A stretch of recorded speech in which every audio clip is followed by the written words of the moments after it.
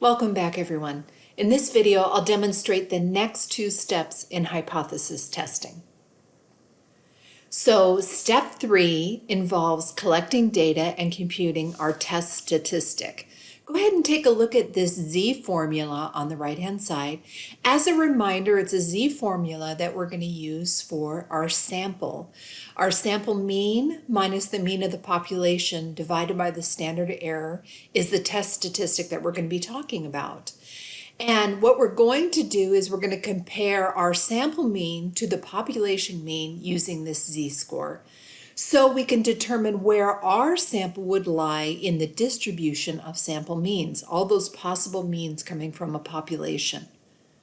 We use the unit normal table to identify the probability that the result was caused by the independent variable or data and not by chance. So this is an illustration of the formula in words. This might be helpful to you. Our numerator is our sample mean minus our hypothesized population mean. So our sample data and our hypothesis population are in this numerator. This we can consider our reality. This is the data that we have. We have our sample mean, we have our hypothesized population, the population that we hypothesize this sample is coming from. This is reality. This is what we have. In the denominator, we have the expected difference between a sample and the population mean. This is sort of the ideal. And so what this Z-score really represents is a ratio of our actual data and our ideal data, or sort of the expected distance between the sample mean and a population mean that we would see. So we have our data in the numerator, what we collect, and in the denominator we have what we expect, and we make a decision based on these. So we're going to make a decision using that level of significance that we talked about earlier and our criteria boundaries.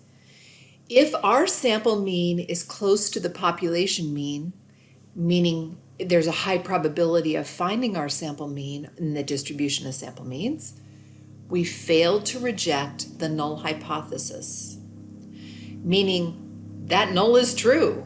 Our mean is the same as the population mean, our sample mean. Sometimes we have means that from our samples that are far from the population mean. These are low probability events. They don't happen very often. And in this case, we reject the null hypothesis. We say, we reject that our sample mean is the same as the population mean. Something is happening here.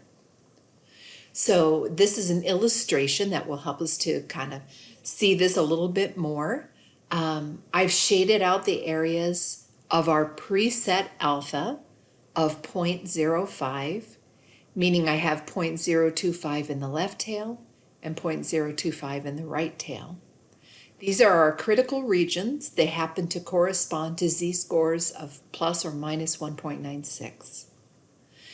If my sample mean falls within this critical region, the shaded areas, that means there's a probability of less than alpha of finding our sample mean if the null hypothesis is true. And in this case, our null hypothesis will be rejected. Sample means that don't fall in the critical region have a probability greater than alpha. That's something different altogether.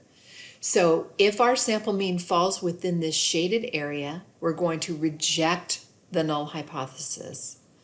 If our sample mean falls into this middle region, high probability region, we failed to reject the null hypothesis. And this is the language we're going to be using.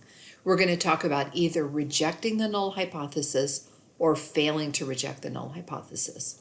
So let's talk about these two options. If our obtained Z-score, the Z-score for our sample, is in the critical shaded region, we reject the null hypothesis. So what that is saying is the population mean isn't equal to the sample mean. The data are very different in our sample from the population. And what we're saying is it's very unlikely our sample data would have been obtained if the null hypothesis were true, that the population mean equals the sample mean. So our first option is to reject the null hypothesis and say that no, the population mean and the sample mean are not the same. However, if the obtained z-score for our sample is not in those critical shaded regions, we fail to reject the null hypothesis. What we're saying then is that the population mean really is equal to the sample mean. Yes, our sample mean might be a little bit different, but we're saying that that's just due to random chance. It's not because really in the real world there's something different about our sample. What it is saying is we've drawn sort of a weird sample, but basically the means are the same. We're saying that the data are not significantly different from the null. So there's not enough evidence to indicate that our treatment was effective, in other words. So let's do a quick learning check on this. The critical boundary for our hypothesis test was 1.96, plus or minus. And the z-score was negative 1.90 for our sample. What should the researcher do? Go ahead and take a look at these 4 different options. Pause the video if you need to think longer on this. All right, well, 2 of them we can just reject out of hand because of the language that is used. So we're not even going to consider A and C. We don't talk about the alternative hypothesis when we're evaluating whether or not something is statistically significant. We just don't use those words. So we're going to either reject the null or fail to reject the null. So it's going to be either B or D. So the z-score is negative 1.90, and the question is, does that put our z-score in the shaded area? And the answer is no, because negative 1.90 is not as extreme as negative 1.96. It is not in the shaded area, and therefore we fail to reject the null hypothesis. We're saying that the null hypothesis is true, that the sample mean is equal to the population mean. Let's try one more. So let's take a look at this example. The critical boundary for our hypothesis test was 1.96 plus or minus. The z-score was plus 2.02. What should the researcher do? Well, already we're just going to throw away answers A and C because we don't talk about the alternative hypothesis. We're either going to reject the null hypothesis B or we're going to fail to reject it D.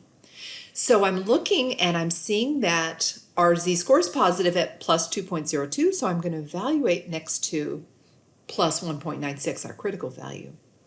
And if you can envision this, a z-score of plus 2.02 is more extreme than plus 1.96. It's further out in the tail, and therefore it's in the shaded region because 1.96 is the boundary for that shaded region. And our sample mean is in the shaded region, and therefore we're going to reject the null hypothesis. We're going to reject the idea that our sample mean is pretty much the same as the population mean. We say, no, it is not. It is different. All right, that's it for this video. And in the next video, we're going to do some practice with some data.